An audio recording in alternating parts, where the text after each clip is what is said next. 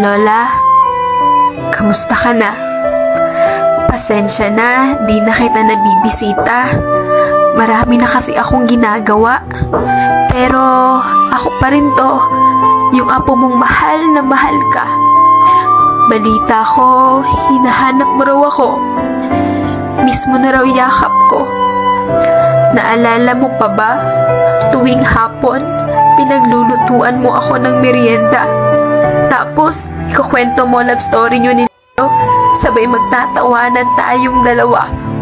Sa tuwing napalo ako ni Mama at Papa, ikaw yung nandyan at nagpapatahan.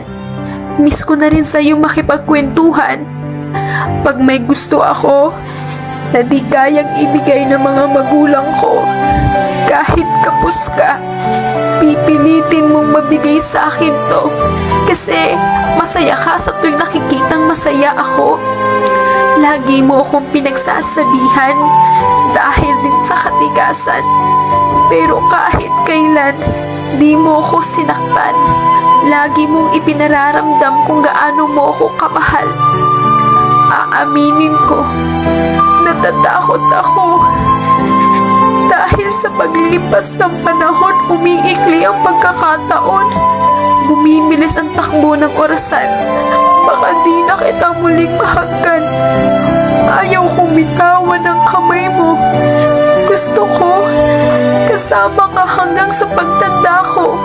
Gusto ko humaba pa buhay mo. Makilala mo mapapangasawa ko. At makita pa ang magiging apo mo.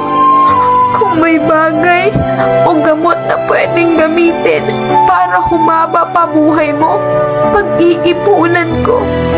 Marami pa tayong plano. Pupuntahan na natin ang lugar kung saan mo nakilala sila. Kakantahan pa kita kahit sintonado ako. At sumasaya ka sa tuwing sumasayaw ako sa harapan mo. Lola,